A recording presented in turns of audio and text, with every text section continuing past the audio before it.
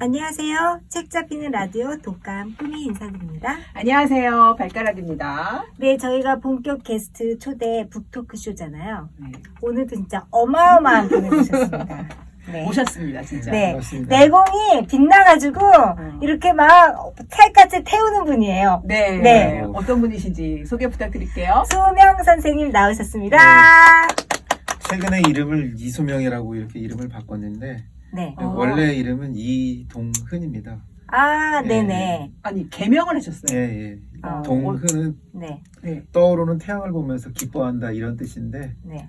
소명은 그 이름 없이 산다 뭐 이런 뜻으로 좀 오. 바꿨어요. 이소명. 아니, 네. 또 어떤 연유가. 뭐 다른 건 아니고 좀 내 안에 있는 좀 자아들이 좀 다 욕망 속에 살아가는데 좀 욕망을 내려놓고 좀 다른 방식으로 좀 살아보자. 벌써부터. 50년 기념입니다. 50년 기념. 아니, 벌써부터 뭔가 이게. 제가 범상치가 않아요. 범상치가 제가 않아. 이분을 진짜 섭외한 이유가 네. 도사스러운 게 있어요. 도사님. 그니까. 범상치가 저를 않아요. 믿진 않는데 도사이신 분인 느낌이에요. 뭔가 터득하셨어요. 네네. 뭔가 완전 반열에 오르신. 득도의 문턱 앞에서 득도를 어. 포기한 사람. 이런 느낌? 아. 고맙습니다. 네, 신비한데. 아니, 저 이름을 기념해서 바꿨다는 이 의미가 네. 아니 엄청난 사건이 혹시 있으셨나요? 아니면 그냥 뭐 이제는 다른 삶을 대한 좀 뭐 사건이라면 어떻게 보면 학교를 하나 만드는 일이 이제 저한테 다가오게 되어가지고 그 목동 근처에 신정동에 그 열방 아카데미라고 하는 학교를 하나 만들게 됐거든요. 교육과정을 설계하면서 그래가지고 그러면서 이제 지금 거기 교장으로 있는데 좀 아이들을 엄청난 좀 계기가 있는 새로운 거네요. 시선으로 아이들을 네. 좀 가르쳐 보고 싶어가지고 네. 와 네. 멋지다 멋지다 일단 좀 제가 소개를 드리자면은 저희 그 북토크쇼에 라운드 리딩이라는 저기 토크팀이 나오셨어요. 그 낭독팀이요. 양독팀 그때 이제 리더였던 샤사 선생님이 저를 본인의 모임에도 나오라고 해가지고 제가 지난 9월 달에 나갔거든요. 그때 만난 분인데 그 만나자마자 모임에. 네. 만나자마자 섭외해야겠다 이분 내가 모셔와야겠다 아니 해가지고 그 모임에는 섭외했습니다. 어떻게 나가셨어요? 저는 지금부터 4년 전인가 4년 전에 하이퍼 메타인지 연구소라는 연구소를 차려가지고 좀 연구소 정부 정책 차리셨어요? 연구를 정부 정책 연구를 하거나 뭐 이런 좀 뭐라 그럴까 좀 수학과 문화과 연결되는 어떤 그런 지점을 좀 잡아가지고 수학 문화 운동을 좀 했었거든요. 그때에 저희 연구소 바로 옆에 이주아 PD라고 하는 분이 있었어요. 근데 그분이 선생님하고 좀 어울리는 사람이 있는데 좀 연결 좀 시켜주고 싶다고 그래가지고 같이 갔었거든요. 네. 갔더니 그 라운드 리딩에 샤샤를 데려다 놓더라고요. 아 샤샤님 남재현 샤샤님 네, 그래가지고 사람의 인연이 무섭다 무서워. 네. 그래서 그 이후로 이제 샤샤랑 좀 시간을 좀 많이 보내면서 라운드 리딩 독서팀에서 지금까지 한 5년 같이 하고 있습니다. 5년이나? 와. 아 그렇구나. 뭐 우리도 7년 했잖아요. 뭐 5년 아니 금방 근데 가요. 제가 2번 나갔는데 음. 참 안 친하시더라고요. 네. 5년 나간 것 치고는 굉장히 본등이 약한 느낌? 그러니까 그렇죠. 거리감이 있어요. 음. 그 무슨 느낌인지 아시겠죠? 그 시스템이 응. 순간순간 이렇게 나오고 또 가고 또 나오고 들어가고 이렇게 막 이렇게 친한 느낌이 아니니까 네. 막 이렇게 끈끈한 느낌이 아니라 약간 소셜 미디어에서 나타난 네. 느슨한 연결 이런 느낌이라 그게 오래가는 비밀일 수도 있어요. 예, 그게 그런가 비밀이에요. 봐요. 인간적인 연결성은 나중에 상처가 생기게 되고 오해가 생기게 되니까 그 경계선을 딱 잡아두는 거죠. 그래서 경계선 위를 좌우를 왔다 갔다 하면서 이렇게 샤샤가 그런 그 거구나. 모임을 만들어 가거든요. 그러다 보니까 사람과 사람 사이의 어떤 관계성도 좋아지게 되고 예, 그래서 그 약간 선을 잡죠. 좀 독특해요 모임이. 맞아요. 근데 저도 네. 갔는데 막 너무 다 친해 있으면 제가 소외감 느낄 텐데 비슷해요. 그냥 맞아요. 대면대면한 게. 그게 그- 샤샤의 또 노력이었군요. 매력 있다. 음. 네. 아니 이렇게 인문학 그 어쨌든 수학 쪽에 전공을 하시다가 인문학 쪽에 이렇게 이제 관심을 분야를 넓히신 거잖아요. 네, 네. 그게 독서법 같은 것도 막 많이 있으실 것 같아요. 나만의 뭐 책을 읽는 비결이라든가 아니면 인문학 쪽에 대한 커다란 매력이라든가. 일단은 책을 읽을 때는 음. 일단 그냥 읽습니다. 한 번은. 그냥 쭉 한번 읽고, 그냥 서사로. 그 다음에 이제 음. 다시 한번 읽을 때는 제가 이제 의미를 부여할 수 있을 만한 것들을 정해서 이렇게 좀 표시를 그냥 해두거든요. 예를 들면 뭐 제가 이렇게 표시를 하잖아요. 그럼 이렇게 표시하면 이 표시가 이 안에 있는 어떤 가치 체계를 표현하는 어떤 저만의 언어 체계가 되는 거죠. 그러니까 이 안에 있는 글을 한 20페이지 정도를 그냥 저 나름대로 언어로 이렇게 정리를 해놓는 거죠. 그러면 얘네들을 볼 때 이 작가가 쓴 글을 저만의 관점으로 해석을 하는 거죠. 그냥. 네. 선생님. 뭔가 수학적이야. 아니, 이제, 제가 이분에 대해서 잘 몰라요. 근데 제가 늦게 와서 두 분이 뭐 얘기를 하신 것 같은데, 수학과 나오셨어요? 네, 저는 수학과 나왔습니다. 그래서 전공은 수학 선생님이셨어요? 네, 그러면? 수학을 전공했죠. 네. 네. 지난번 그렇구나. 저한테 한번 말씀하신 것 같은데. 아니요, 저 전혀 몰랐어요. 아니에요? 제가 그럼 어떻게 알고 있죠? 느낌을 네. 알았나? 네네. 수학을 전공하셨고, 그럼 지금은 수학을 전공하다가 수학 교육을 좀 그걸 전공하다가 음. 대학원에서 네. 다문화 교육에서 수학 교육론. 네, 좀 지금은 문화인류학적인 무슨 관점. 학교를 그러면 재창하신 거예요? 지금은 수학만 가르치시는 건 아니죠? 제가 아이들을 네. 가르친 거는 네. 주로 이제 중학교, 그리고 고등학교, 고등학교는 하나고등학교, 네. 그리고 남강고, 그 다음에 숙문고, 뭐 이런 데를 이제 두루 다녀봤었고요. 대학에서는 한양대학교, 인천대, 인하대, 뭐 이런 네. 데를 좀 두루 다녔습니다. 이렇게 교육을 교육자. 하시는 그럼 분이 지금 이제 인문학 지금 학교는 어떤 학교인지 좀 소개시켜 주세요. 지금 학교는 네. 사람이 이제 무엇으로 사람이 움직이느냐라고 했을 때 네. 지식으로 움직이는 방식도 있는데 마음으로 움직이는 방식도 있거든요. 그러니까 여기는 이제 교회 공동체에서 지은 학교이기 때문에 어디 공동체요? 교회 공동체. 교회 공동체. 그러니까 지식을 구성하는 방식은 이성적인데 네. 그 이성을 다루는 방식은 사람마다 다르거든요. 그래서 좀 영적 관점이라고 그럴까? 영적이라는 것은 뭐냐면 사회에 의해서 구속받지 않는다는 거예요. 인간은 사회적 동물이잖아요. 네. 사회에 의해서 구속받는다는 게 어떻게 보면 그게 되게 굴레죠. 굴레죠. 굴레. 인간의 굴레지. 되게 무서운 굴레인데 네. 그 굴레를 벗어난다는 것을 뭐 어떻게 표현하면 그게 이제 메타인지라고 보통 이야기하는데 해킹하는 거네. 해킹 나름대로. 어떤 그런 관점에서 아이들이 성장할 수 있도록 어려서부터 마음 훈련을 좀 시켜보고 싶었던 거.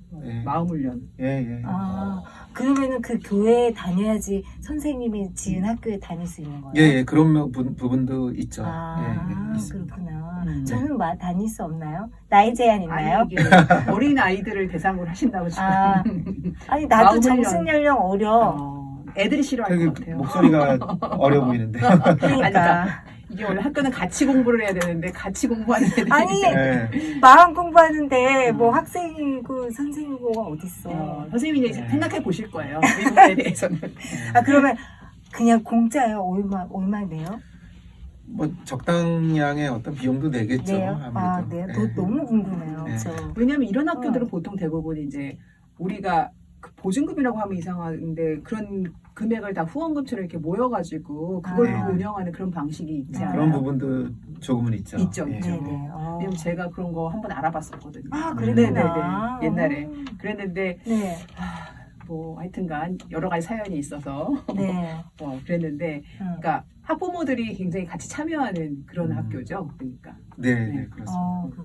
뭔가 참교육, 뭐 새교육, 정말 독특한 교육, 막 너무 그 학교를 취재하고 싶은 마음도 있습니다. 한번 애들이랑 같이 한번 여기 나오세요. 그것도 좋겠다. 괜찮겠는데. 네, 왜냐면 하고. 저희 프로그램이 중딩 애들이 한번 나왔었어요.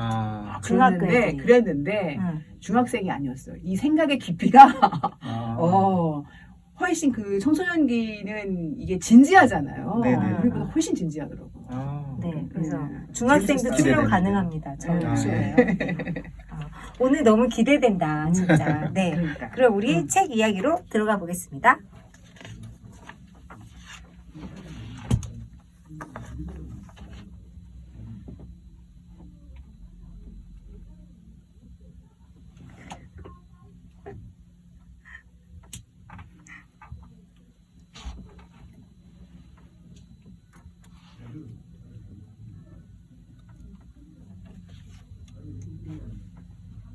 한 권의 책, 다양한 울림. 오늘의 독감은 수학이 필요한 순간. 김민형 교수님 책입니다. 네. 제가 이 책을 딱 카톡으로 받고 이분이 날 놀리나. 나 많이 놀라셨죠. 네. 문성합니다인데 이 책을 소개한 이유 말씀해 주세요. 저도 반은 모르는데 그래도 좀 반을 알면 세상을 볼 수 있듯이 네. 이 책도 뭐 반을 알면 조금은 알 수 있어요. 원래 세상도 마찬가지고요. 근데 이제 이 책을 선택한 이유는 이 책이 이제 과학과 수학의 중간 지점을 좀 가져가거든요. 네네네. 네. 그 과학은 자연을 보지만 수학은 자연도 보고 인간도 보거든요. 아. 오. 예. 네. 어머 선생님. 예, 과학은 처음부터 자연을 재밌어요. 보는데 네. 수학은 자연도 보고 어. 인간도 봐요. 근데 중요한 건 인간을 본다는 것은 인간 한 명을 볼 수도 있고 인간 공동체를 볼 수도 있고 사회적 가치와 개인적 가치를 동시에 볼 수 있어요. 네. 그러니까 개인적 가치라는 것은 자연현상에 대해서 아. 자기만의 시선으로 해석할 수 있는 추상이 있는 것이고 네. 공동체 가치라는 것은 공동체를 설득할 수 있는 도구로서의 어떤 수학을 활용할 수 있는 부분이 지점이 있는 거고 네. 그런 지점을 좀 여기서 좀 많이 이야기를 하는 것 같고 네. 그 다음에 하나는 자연을 보는 방식인데 음. 자연을 보는 과학적인 방식이 있지만 그 과학적인 방식의 어떤 도구는 수학이다라는 것이고 결국은 수학이 필요하다는 것은 인간이 볼 수 있는 거는 자연 아니면 사람 두 가지인데. 다죠. 근데 네. 결국은 자연 중에서도 자기 자신도 존재하는데 네네. 결국은 이 모든 것들을 볼 수 있는 시선이 결국은 추상으로 연결된다. 이런 수학이다. 관점에서 그래서 그때 수학이 필요하다. 그래서 수학이 필요한 순간. 예, 그러니까 수학이 관점입니다. 필요한 순간은 매 순간이다. 매 순간이다. 이렇게 나와. 매 순간이다. 예, 이런 네, 부분을 지금 이런 부분을 사람들은 알리고 싶다. 터치한 거죠. 예. 네, 알리고 싶다. 예, 왜 이렇게 예. 모르고 있을까? 아니 저는 선생님이 수학과 나온 지 지금 방금 알았기 때문에 이 책을 소개시켜 줬을 때는 같이 공부하자 이런 느낌인 줄 알았는데 오늘 진짜 한 수 배워야겠어요. 배움의 시간으로 제가 알았어요. 마련해야겠어요. 제가 선생님 만나자마자 어. 당연히 수학을 가르치셨다고 생각을 한 게 이 책을 선정했을 적에는 아무 관계없는 사람 선정이라고 그치, 생각 그치. 못 한 거야. 그치. 음. 그래서 그래가지고 그렇구나. 제가 선생님 네. 보자마자 음. 수학을 가르쳤다고 당연히 생각을 한 것 같아요. 지금 생각해보니까. 아니 근데 비주얼은 수학 선생님이 아니거든요. 저 선생님인데요, 왜? 아니야 역사 어. 선생님이지 비주얼은. 아니, 수학 선생님 이런 분 많아요. 그래요? 네. 저희 고등학교 때 수학 전 선생님 중간에 한 분. 서겠습니다. 제가 막 싸워. 지금 두 분이 싸워가지고 나 중간에서 이렇게 갔다가 이렇게 왔다가 이렇게 왔다 그래서 중간에서 이렇게 저희 고등학교 때 수학 선생님 닮았어요. 그래요? 어. 나 역사 선생님 닮았는데. 경계선에서 왔다리 갔다리 해야 돼. 진짜. 머리가 짧으시고 네. 아, 굉장히 이렇게 그러니까 진지한 얼굴을 하신 분이 아니 계셨거든요. 이브런 분이 머리 기르면 또 되게 잘 어울려요. 아, 또 빨리 비슷해요. 머리를 길러야 되겠는데. 발가락 책 소개해 주세요. 네, 너무 궁금하실 것 같아요. 세상엔 두 가지 수학책이 있다. 수학을 하라는 수학책, 수학에 대해 생각해보라는 책. 이 책은 호자입니다. 인간의 사고 능력을 확장시켜온 수학의 세계에 대해서 알려주는 명강의를 실은 책이에요. 기본적인 수학의 원리부터 정보와 우주에 대한 이해, 윤리적인 판단이나 이성과의 만남 같은 사회문화적인 주제에 이르기까지 수학적 사고가 어떻게 구현되고 있는지 우리 삶에서 그걸 보여주고 있습니다. 수학적 이해력을 높여주는 아주 인텔리전트한 책이에요. 그러니까요. 너무 지적이에요. 저한테 너무 힘든 책이었는데 네. 제가 원래 저자 소개를 하거든요, 선생님. 김민영 교수님 예. 소개를 할 텐데 아는 거 있으면 좀 보태해 주시기 바랍니다. 네, 1963년생이시고 이분이야말로 이제 딱 그 수학자처럼 생겼어요.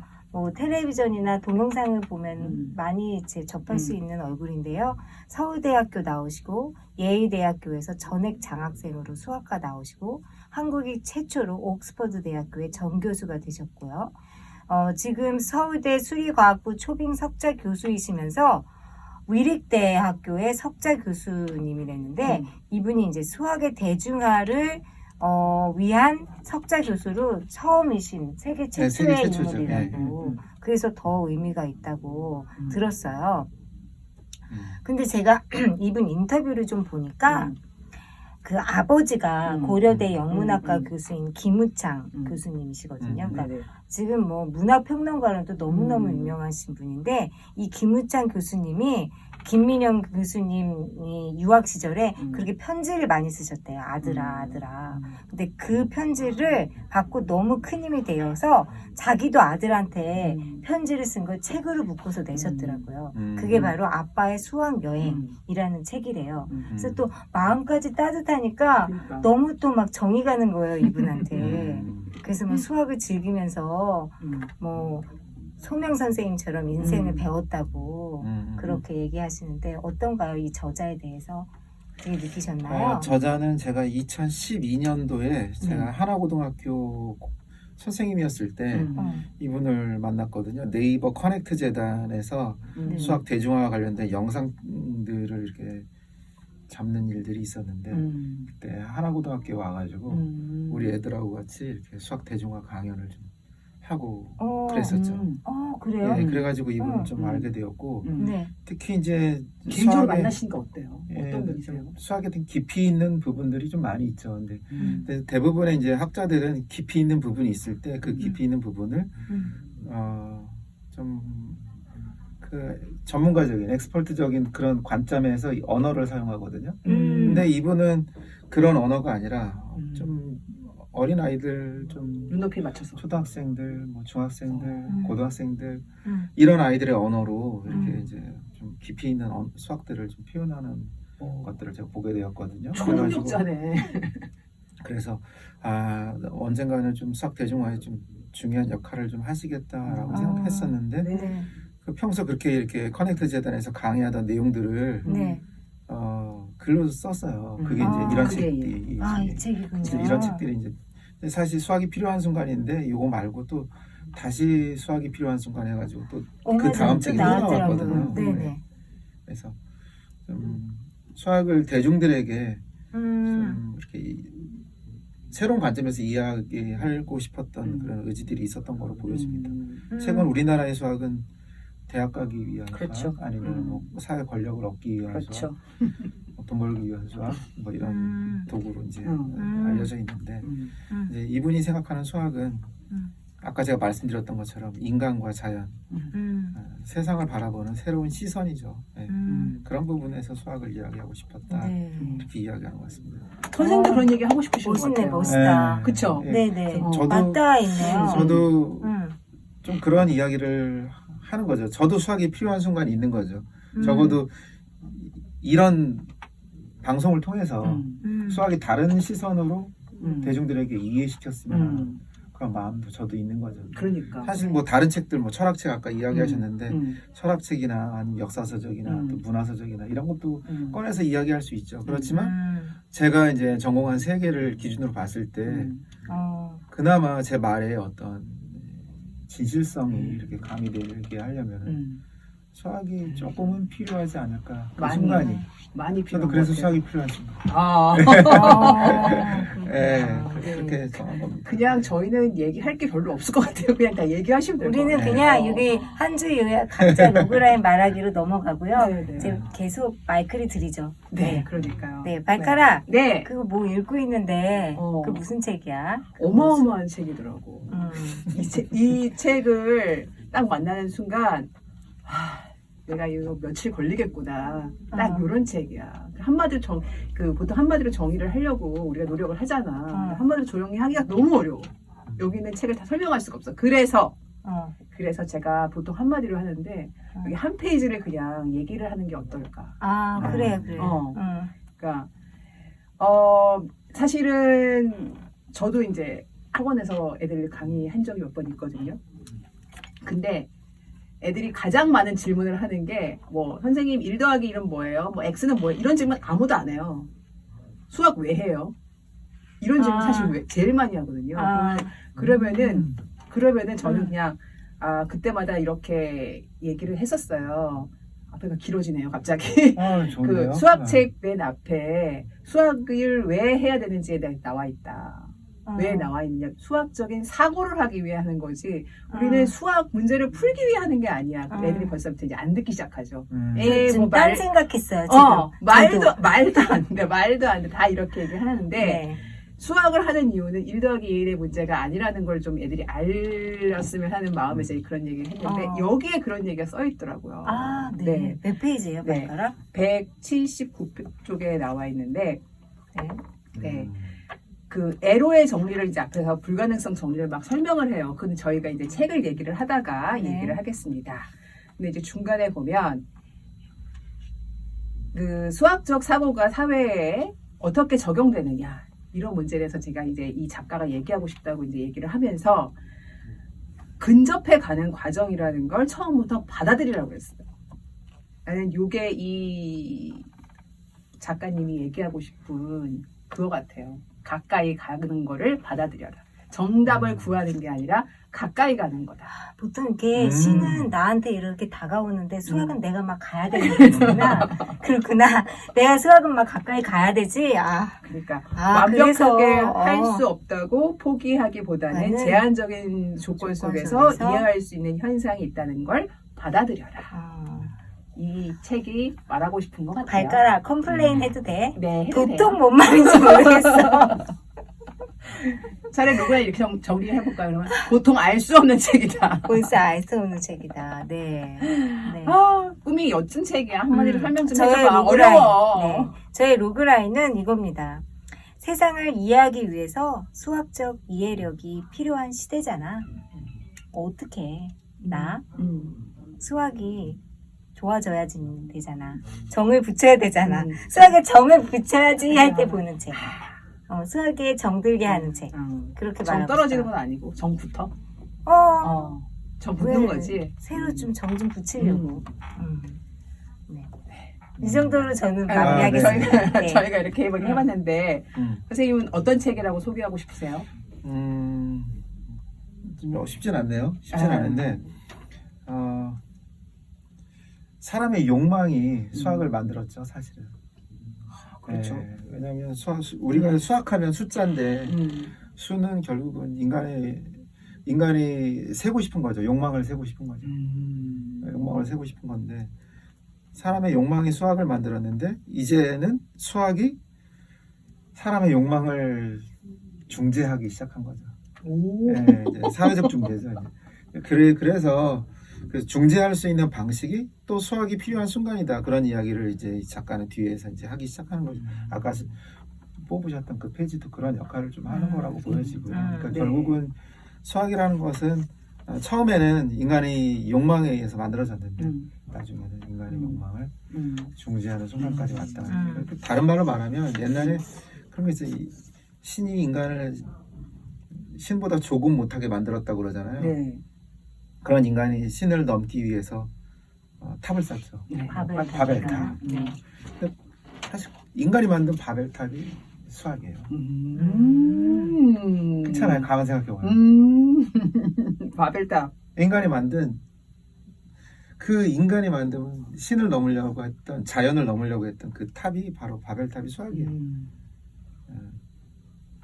깊다 깊어. 그러면 바벨탑을 저희는 허물어야 되나요? 아니면은 바벨탑을 넘어서야 되나요? 모든 인간은 결국은 새로운 바벨탑을 만들게 되는 거죠. 사실. 왜냐하면 계속 만드는. 인간은 언제나 오류 가능성을 가지고 있지만 또 그 오류 가능성이 변화를 만들 수 있고 변화를 만들 수 있기 때문에 새로운 거를 또 찾아가는 거죠. 옛날에는 기하학에서 이제 보통 이제 평면에서 그 평행선 그러면은 영원히 만나지 않는다 이렇게 이야기를 하잖아요. 그럼 그런 문화 속에서 살아오죠. 그럼 그게 하나의 그들의 문화적인 관념 체계가 되는데, 근데 가만 생각해 보니까 우리가 사는 세상이 평면이 아니야. 우리가 사는 세상이 가만 생각해 보니까 몇천 년 흘러고 봤더니 우리가 사는 세상은 지구라고 하는 구면 위에서 살고 있어. 가만. 평행선인 줄 알았더니 이 평행선이 남극하고 북극에서 만나네. 뭐지? 그러면 우리가 지금까지 생각했던 평행선은 영원히 만나지 않는다. 이거 잠깐 버릴 때가 되는 거 아닐까? 이런 생각이 열리게 되면서 새로운 공간으로 넘어가는 거예요. 이게 인간이 자유롭기 때문에 항상 그 다음 단계로 넘어갈 수 있거든요. 근데 인간이 자유롭지 못하면 그 다음 단계로 넘어갈 수가 없어요. 그러니까 우리가 수학을 한다는 것은 결국은 한 번 배운 수학에서 인간이 한 번 그 자유로운 어떤 그런 마음가짐에 의해서 세상을 바라보는 새로운 시선이 열리게 되면 또 다른 수학으로 넘어가고 또 다른 수학으로 넘어가고. 근데 모르겠어요. 이게 다 자연에 있는지도 몰라요. 우리가 하나하나 발견하는 걸 수도 있어요. 네. 저희가 로그라인 이미 얘기하다가 있는 것을. 아니 그러니까요. 로그라인 네. 얘기하다가 책 얘기 다 하겠어요. 지금. 저는 네. 이제 아까 교수님이라고 할 뻔했어요. 우리 소명 선생님이 얘기한 거랑 약간 맞닿아 있는데 저자가 수학이 뭐다라고 맨 마지막 페이지에 쓴 네네네. 글이 있는데 어. 수학은 정답 찾기가 아니라 인간이 답을 찾기에 명료한 과정을 만드는 것이다. 그래서 과정 얘기를 했는데 되게 비슷한 맞아요. 느낌이에요. 그렇죠. 어. 결국은 그 과정을 만든다는 것은 결국은 사람마다 과정을 만들 수 있는 다양성이 있다라는 것을 신뢰하자는 거거든요. 그러니까 사람마다 다 다르게 과정을 만들 수 있다는 거죠.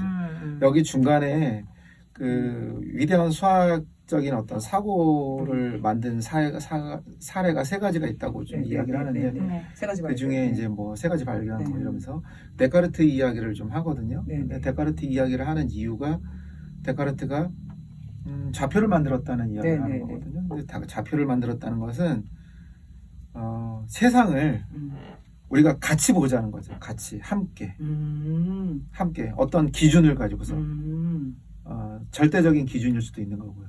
합의를 하자는 거죠. 전 함께라는 생각을 못했네요. 그냥 그 기준선을 제공한다는 생각만 했는데 이게 함께 보기 함께라는 위해서 거거든요. 함께 보는 거거든요. 기준선이 있군요. 그런데 거기서 함께를 이야기하면서 여기 이제 작가는 또 다른 생각을 하거든요. 좌표를 또 변환을 하게 돼요. 네네. 근데 변환이란 말은 어렵지만 네. 그 좌표를 변환한다는 거를 내가 쉽게 이야기하면 나는 이렇게 볼래. 어떤 사람이 이렇게 말했는데 어떤 사람이 이렇게 말했어요. UV. 그래서 그래서 나는 새로운 관점으로 세상을 재해석할래. 그러면 그건 상대적인 거거든요. 되게 재밌는 거거든요. 왜냐면은 합의된 관점도 있지만 나는 이렇게 볼래라고 말하면서 세상을 다른 시선으로 보기 시작하는 거예요. 네. 저도 그 페이지 되게 재밌게 읽었어요. 예. 네. 그러면 결국은 어떤 일이 벌어지게 되냐면은 내가 세상을 바라보는 새로운 시선의 문이 열리게 되는 거예요. 그 수학이 또 다른 통찰을 준다. 그런 얘기거든요. 다시 말하면은 어떤 사람이 되게 복잡하게 해석했던 그 부분을 내가 어떻게 새로운 좌표계를 가지고서 바라봄으로써 세상을 또는 아니면 좌표계를 좀 쉽게 바라볼 수 있는 시선이 열리게 된다. 뭐 이런 거거든요. 네네. 예를 들면은 뭐가 있을까요? 제가 이렇게 길게 얘기해도 되나요? 네네네, 괜찮아요. 네, 너무 죄송해서. 괜찮아요. 예를 들면은 책에 대한 얘기인데요. 네네. 예를 들어서 그 페르마의 그 대정리. 네네. 그럼 우리가 보통 알고 있는 것은 x의 n제곱 더하기 y의 n제곱이 z의 n제곱이 된다라는 것인데 그것을 만족하는 의미 아닌 정수회가 뭐 존재하지 않는다. 뭐 이런 얘기를 지금 하고 있는 거거든요. 근데 이제 저는 그런 얘기를 하는 데 있어서 일단은 먼저 그 문제를 해결하기 전에 좀 더 다운시켜 보자는 거죠. n이 8, 7, 6, 5, 4, 3, 2. 그럼 x제곱 더하기 y제곱은 z제곱이다. 뭐 이런 형식으로 줄어들잖아요. 우리는 그거를 우리 어렸을 때 피타고라스 정리다. 이렇게 해서 배운 거잖아요. 그런데 이 작가는 어떤 이야기를 하는 거냐면은 x제곱 더하기 y제곱이 z제곱인 피타고라스 정리다. 그걸 이야기하는 게 아니라 그래요. 그 피타고라스 정리를 풀기 위해서는 우리는 x, y, z 이런 새로운 문자 세 개를 넣어야 된다는 거죠. 그 등식을 만족하는 x, y, z를 찾아야 된다는 건데 이 작가는 어떻게 이야기하느냐?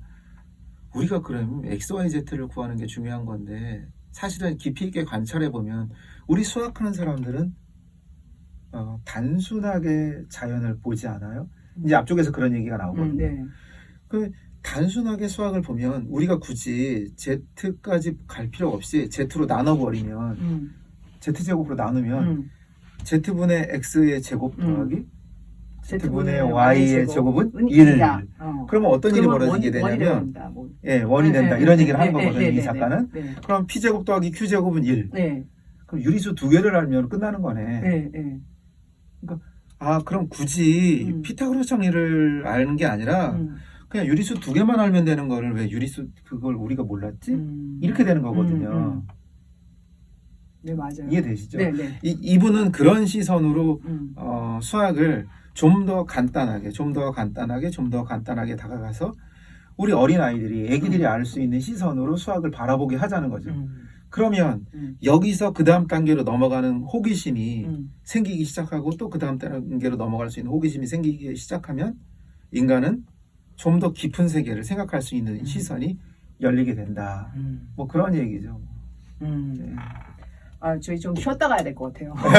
저는 좀 다시 요번에 요 녹화한 테이블 보고 계속 복습을 해야 되겠어요. 그러니까 복습하면서 들어야 될 것 같아요. 좀 잠깐 쉬었다 가죠. 네. 그러면 우리 노래 한 곡을 들었는데 노래 신청 뭐 하셨죠, 선생님? 네. 저는 아까 노래 신청을 보이저 호의 1호에 1호가 우주로 날아가가지고 지금은 우주 은하계 바깥으로 지금 날아갔다고 하는데 네.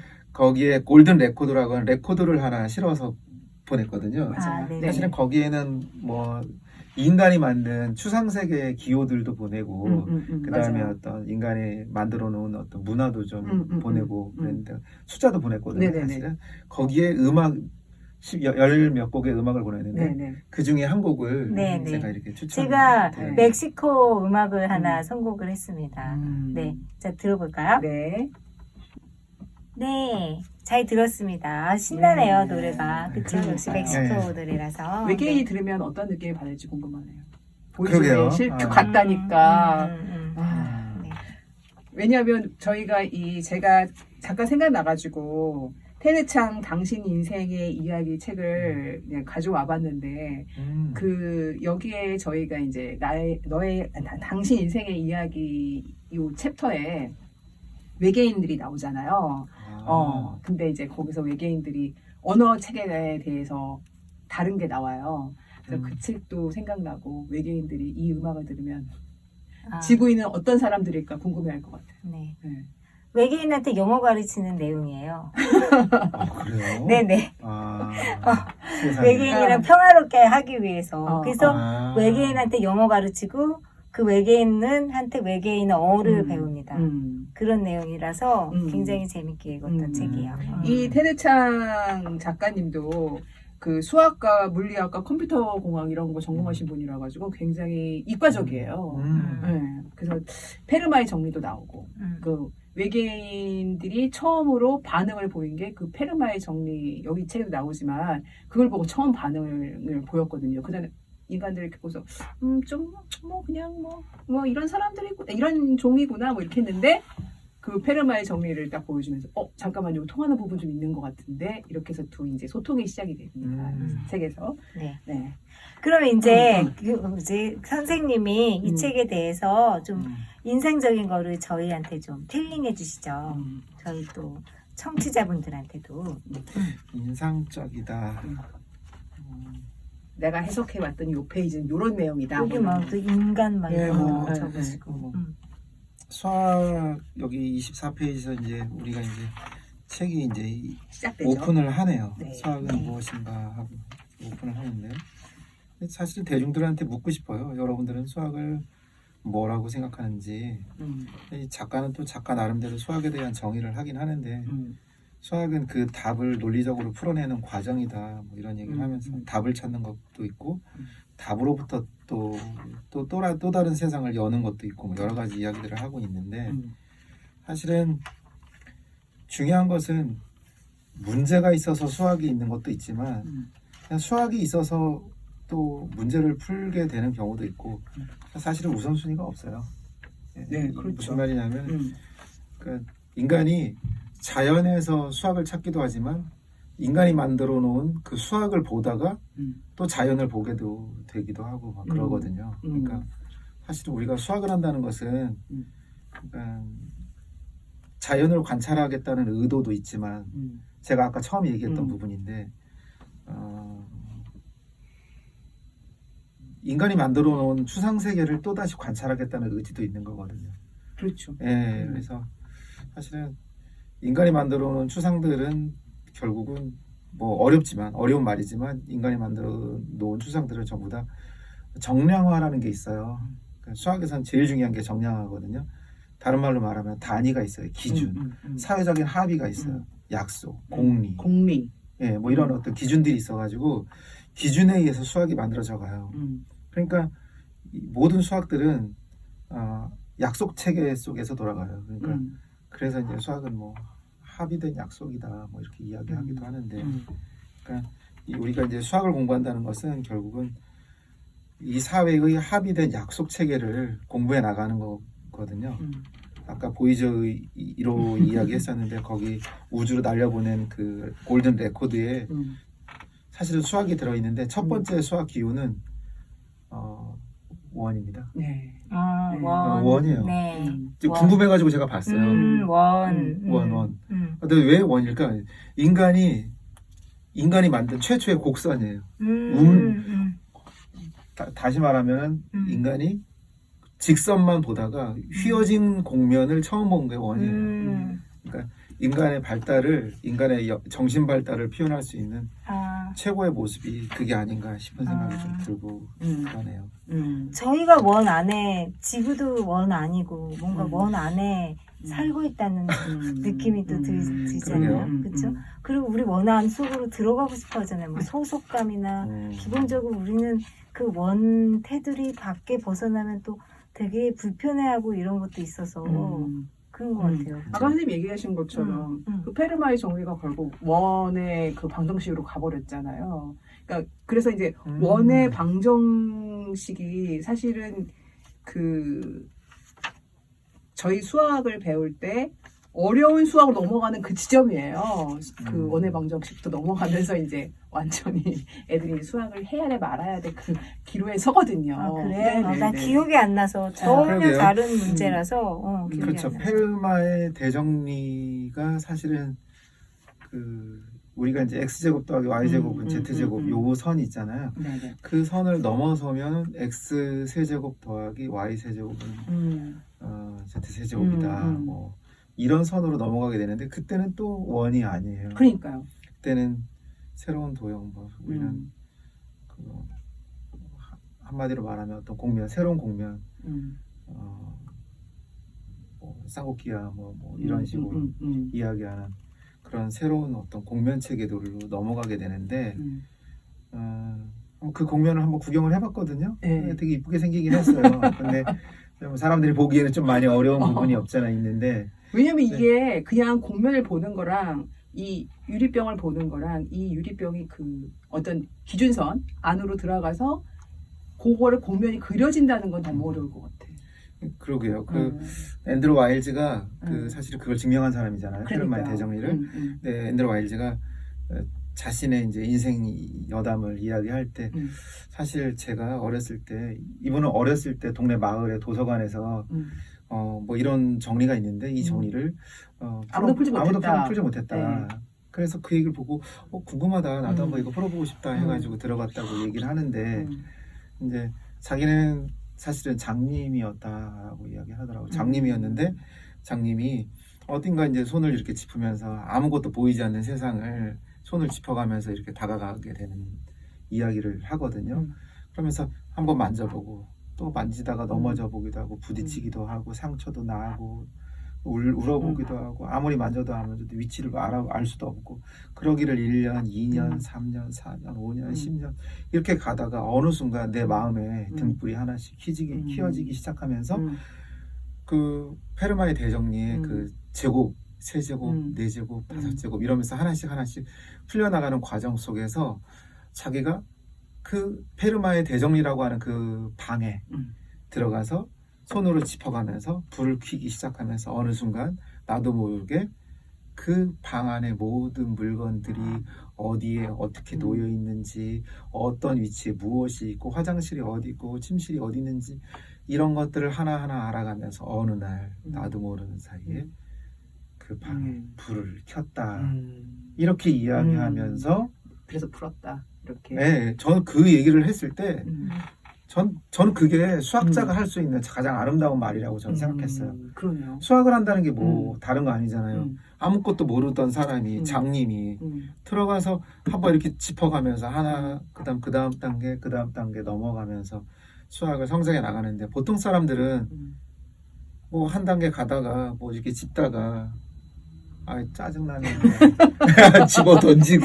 뭔 말이야. 뭔 말이야. 없어. 화나고, 뭐 이런 거 없어. 뭐 여기가 무슨 방이라는 거야. 방은 무슨 방이야. 사기당했어. 네, 사기당해서 그러다 건드려가지고 막 유리병 떨어지고 발 다 비고 막 잘리고 막 이러면서 막 울면서 그냥 다시는 이런 거 안 할래 하고 나가버리거든. 1000명이면 999명이 다 그러고 나가는데 한 사람이 끝까지 그 방의 모습을 보고 그 방의 모양을 보려고 하는 거. 이 과정이 수학하는 사람들이 가지고 있는 가치 체계라고 보여지는 거예요. 근데 사실은 여기서 보면 뭐 예를 들어서 뭐 뒤에 가보면 뭐 여러 가지 이야기들이 있잖아요. 네네. 뭐가 있을까요? 자연을 바라보는 뉴턴의 이야기도 있는데 뉴턴은 자연에 대해서 자기 나름대로의 시선을 가지고 있잖아요. 그 만류인력의 법칙. 그러면 만류인력의 법칙이 그냥 나온 건 아니잖아요. 세상에 있는 모든 사물은 사물과 관계를 가지고 있다. 뭐 이런 거죠. 사실은 뭐 우리가 그거를 뭐 알았겠어요. 사물과 사물 사이에 어떤 관계가 있다는 것이. 우리는 사람과 사람 사이에 어떤 정신적으로 사회적인 관계로서 내가 저 사람보다 힘이 세냐 적냐 뭐 이런 어떤 권력적인 어떤 관계성을 이야기했어도 사물과 사물 사이에 어떤 관계성이 있다라는 얘기를 누가 했겠어요, 인류에서. 그게 인류 최초로 한 거 아니겠어요? 그러니까 이런 것들이 의미가 있는 거죠. 그런 이야기들을 하기 위해서 뉴턴은 이렇게 이야기해요. 신이 자연 속에 아름다운 법칙들을 숨겨놨다. 숨기기는 쉽다. 숨기기 쉽잖아요. 그렇죠. 엄마가 아들한테 아니면 뭐 얘들아 너희들 한번 찾아봐. 숨바꼭질 놀이 하자. 그래가지고 어디다가 물건을 숨겨놨어. 그런 다음에 한번 찾아봐 그러면은 아이들은 정말 어렵죠. 그러나 그 숨기기는 쉽거든요. 그런데 그 뉴턴이 프린키피아에서 이야기하는 거는 모래사장에 숨겼대요. 모래사장에. 프린키피아에 진짜 네, 그런 얘기가 나와요? 모래사장에 그럼 모래사장에 숨기면 어떻게 생각하세요? 모래사장에 숨긴 보물이 있는데 그걸 누가 찾기 정말 어렵죠. 등불 하나 시켜야죠. 지루하고. 등불 하나 켜는 거잖아요. 그 등불 하나 켜는 과정을 통해서 하나를 찾는 거예요. 그걸 찾는 거. 자연의 비밀을 찾아나가는 그 과정. 그것이 과학하는 자의 자세다. 그래서 사실은 뉴턴은 수학자죠. 사실은 수학자이면서 과학자이기 때문에 그 수학자의 자세다. 이런 얘기를 하는 거예요. 그러니까 사실은 우리가 수학을 한다는 것은 그 숨겨져 있는 보물을 찾는 건데 요즘 사람들은 수학을 하는 거를 마치 산에 오르는 거로 생각해요. 산에 오른다는 것은 목표가 정해져 있잖아요. 딱 어떤 걸 푼다라는 게 정해져. 나는 산의 꼭대기 오르면 돼야죠. 근데 수학자들은 목표가 정해져 있지 않아요. 사실은 그냥 재밌으니까. 그냥 수학해. 그냥 재밌잖아. 이분 되게 재밌어할 것 같아요. 이분 김민정 교수님 같은 경우는 또 나름대로 재미에 대해서 얘기하면 밤새실 것 같아요. 수학이 얼마나 재밌는. 그러나 이 현대의 그런 어떤 이 문화를 움직이는 사람들, 어떻게 보면 수학이 가지고 있는 사회적 그 권력 가치를 가지고 있는 사람들은 재밌으니까 이게 아니죠. 그쵸. 내가 이걸 하면 서울대 갈 수 있으니까, 이걸 하면 뭘 할 수 있으니까 이렇게 이야기하죠. 따라서 되게 무서운 중간점이 있는 거예요. 근데 이제 진짜 수학을 하는 사람들은 뭐라고 그러냐면 산에 오른다고 말하지 않는다는 얘기를 한다는 거예요. 사막의 중간에 놓였다는 거죠. 사막에서 빠져나가야 돼. 방향이 있나요? 내가 어떻게 나가야 돼? 내가 나가야 되는데. 그러면 거기서는 빠져나가는 게 숙명이에요. 빠져나가지 않으면 죽는 거고. 빠져나가지 않으면 죽는 거고. 결국 빠져나가기 위해서 미친 듯이 수학을 할 수도 있고 그러면 그냥 빠져나가려고 하다 보니까 나도 네. 모르게 빠져나갈 수 제가 있는 그러면 거지. 반론 하나 하면 수학이 재미없는 사람 그냥 안 하고 살면 되는 세상이 왔으면 좋겠어요. 그러니까 아니 재미없는 사람도 있잖아요. 그렇죠. 이제 사람이 네, 다 재미있진 뒤에 않잖아요. 최재천 교수님이 이렇게 쓰셨잖아요.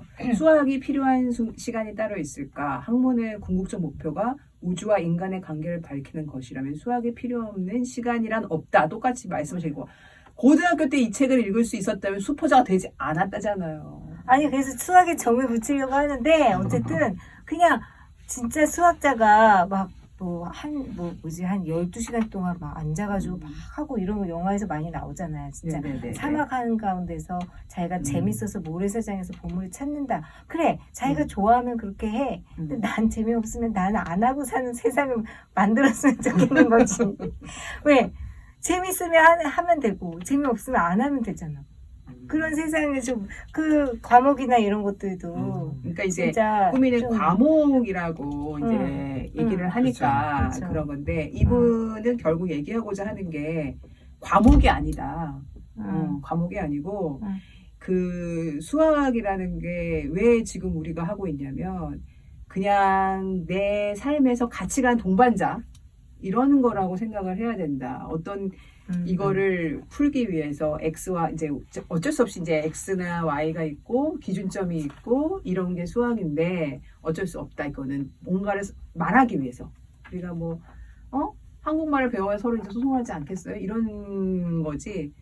그러니까 수학을 언어라는 느낌으로 해서 수가 없어도 그 띵킹을 해야 된다라는 거는 얘기가 되는데 진짜 문제 풀기 위해서 보물을 찾기 위해서 막 하는 사람도 있고 나처럼 그냥 보물은 네가 찾아 이런 사람도 있는 거고 그게 다양하다는 거죠. 다양성이 있어야 되는 결국 인간은 어떤 방식으로든 수학을 하죠. 근데 문제는 뭐냐면 그거 수학이 삶의 주체가 되느냐 아니냐 이런 부분인데 예를 들어서 꿈이가 지금 수학을 안 하는 것 같지만 하잖아요. 예를 들어서 핸드폰을 들고 안녕 나 꿈이야 그래서 만나서 반가워 이렇게 이야기하게 되면 사실은 이미 벌써 이 말이 저 반대편으로 넘어갈 때 CDMA 방식에 의해서 숫자가 날아가고 있거든요. 사실은 하늘로 숫자가 그랬어? 30만 개가 하늘로 날아가서 그 반대편 사람에게 숫자가 들어가고 있어요. 지금 0, 1, 2, 3, 4, 5, 6, 7, 1, 2, 3, 4, 5, 6, 7, 3, 2, 1 뭐 이런 식으로 네. 결국은 사실은 우리는 알게 모르게 수학을 사용하고 있는 거죠. 한 수학자가 그래요. 뭐라고 그러냐면 수학이 사용되는 곳에 매스 인사이드를 한번 붙여보자. 오, 그래가지고 매스 인사이드 붙이기 놀이를 한 거예요. 그래서 여기다 붙이기 시작했더니 그 핸드폰? 매스 인사이드. 그래 TV? 매스 인사이드. 당연히 뭐 화면도 다 매스 인사이드. 네. 동그란데 네모나. 기아 다 그럼 어떻게 동그란 곳에 네모가 동그라면 어떤 관계지? 뭐 이렇게 되는 거잖아요. 그러니까 다 연결, 다 매스 인사이드. 이러면서 네. 이제 온 세상에 다 수학하고 연결되는 고리가 있다는 거를 네. 이야기하는 거거든요. 그러니까 맞아요. 매 순간 필요합니다. 또 그렇게 기결하는 거예요? 하지만 보물은 맞아, 예. 당신 가지세요. 보물은 그러게. 찾을 능력이 없는 것 같아요. 저는 그냥 따라갈래요. 그냥. 그래서 저는 미적분에서 제가 포기했거든요, 선생님. 미적분 나왔을 때 선생님한테 저 물어봤어요. 미적분은 왜 구해야 되나요? 그때면 자동차에 그 우리 수학 선생님이 이렇게 얘기했어요. 자동차가 있는데 네가 자동차 회사 사장인데 페인트가 한 자동차당 페인트가 얼마나 많이 들어가는지 네가 계산을 해야지 페인트의 물량을 조달할 수 있잖아. 그러면은 면적에 뭐 그거를 잠깐 구해야 되겠지. 근데 면적이 이렇게 다 네모 반듯하면은 네가 구할 수 있지만 막 곡선이 있고 그러면은 미적분이 필요해. 그렇게 얘기했거든요. 오, 훌륭한 선생님이네요. 그래서 제가 저 자동차에 회사에 상관없어요. 회사 안 차릴래요. 근데 여기 도너츠 모양, 그다음에 이 토끼 모양 하는데 갑자기 그 선생님의 얼굴이 딱 떠오르더라고요. 그랬어요? 네. 감사한데요. 근데 저는 이것도 이 작가가 여기 224페이지에서 네. 이 도너츠와 뭐 토끼 이런 것들을 보여주고 있는데 저는 어떤 관점으로 보냐면은 그 이렇게 생각해요. 그 도형을 관찰할 때 먼저 삼각형을 보자. 그리고 삼각형 2개를 보자. 삼각형 3개를 보자. 그 다음에 삼각형 4개를 보자. 그 다음에 삼각형이 여러 개로 있는 그 좀 더 복잡한 도형을 보자. 뭐 이런 뭐 예를 들면 뭐 정 12면체 이런 것들 아니겠어요? 삼각형 20개로 정 20면체. 정 20면체 삼각형 20개로 되어 있잖아요. 근데 제가 왜 이런 얘기를 하냐면은 아 그럼 정 20면체를 또 삼각형으로 또 자를 수 있을까? 또 잘라 계속 잘라 이렇게. 그게 미분이다. 아 아니요. 그렇게 되면 삼각형의 성질을 알면 꼭지점하고 면 사이에 변 사이에 그리고 면 사이의 관계를 알면 그 다음 단계 관계를 알고 그 다음 단계의 관계를 알고 그 다음 단계의 관계를 알아서 나중에 마지막으로 가서 도너츠까지 갈 수 있는 길이 열리게 된다. 결국은 작은 삼각형 하나의 성질을 통해서 도너츠의 성질을 구명한다. 이런 이야기가 되는 거예요. 결론적으로 이야기하면 우리들은 모르는 세상이죠. 사실은. 그러나 우리가 알고 있는 것을 통해서 모르는 세상을 바라보죠. 예를 들어서 우리가 우주를 어떻게 알겠어요? 우주를 모르잖아요. 그런데 우주는 우리가 연구를 하려고 하죠. 우주에서 날아오는 정보를 통해서 우주를 예측하죠. 그럼 우리는 어떻게 예측하겠어요? 우주에서 날아오는 정보를 통해서 우주의 모양과 형식을 바라보게 되는 거거든요. 그때 우주에서 넘어오는 정보는 사실은 되게 소박하죠. 몇 개 안 되거든요. 근데 그거를 통해서 전체를 바라보게 되는 거죠. 약간 그 선이 어떻게 보면은 어린 아이가 수학을 하는 사람하고 친해질 수 있는 그 삶을 걸어가고 있는 거예요. 그런데 보통 사람들은 걸어가다가 집에 가는 거지. 아까 꾸미가 나 그냥 안 할래. 나 그만 집에 갈래. 예, 그거랑 똑같은 겁니다. 예. 아니, 산책은 할 수 있는데 사막에서 보물 찾기는 좀 힘들다는 거죠. 네, 그렇죠. 네. 아 근데 이제 모든 동영상도 하나의 사진으로 이루어진 거거든요. 그렇죠? 그 마치 이런 곡선도 다 쪼개면은 삼각형이라는 거. 그거는 진짜 그런 스텝 바이 스텝으로 하나씩 알게 되면 뭐 토끼도 알게 되고 이런 도너츠도 알게 되는 것 같다. 그런 생각은 하긴 했어요. 네.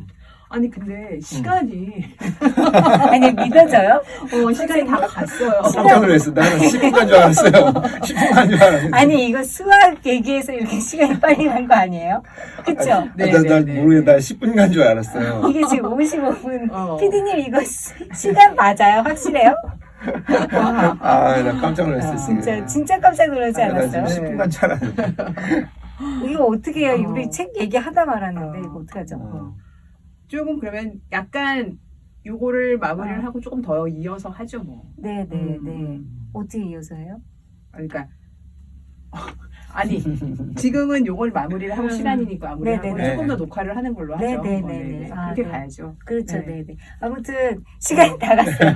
희망했어요 시간이 선생님. 오늘 나오신 소감이 어떻게 되시나요? 어떠세요? 오늘 라디오 방송에 몇 번 나와보긴 했는데 네. 너무 재밌었어요. 오늘 이런 느낌 좋아요. 그래요? 네. 제가 좀 멍청하게 얘기해도 매력 있었나요? 멍청한 게 아니라 오히려 매력 있게 이야기하신 것 같은데. 너무 솔직하게 얘기했나요, 제가? 너무 잘하셨어요. 스포자로서? 네. 알겠습니다. 오늘 책 잡히는 라디오 여기까지 해야 되는 아쉬움이 있습니다. 아쉬움이 있습니다. 수학이 필요한 순간 정말 너무 절실하게 이야기하고 싶은데 일단 시간 관계상 저희 다음에 또 찾아올게요. 네, 다음 주에도 즐거운 책 이야기로 돌아오겠습니다. 모두 행복하세요.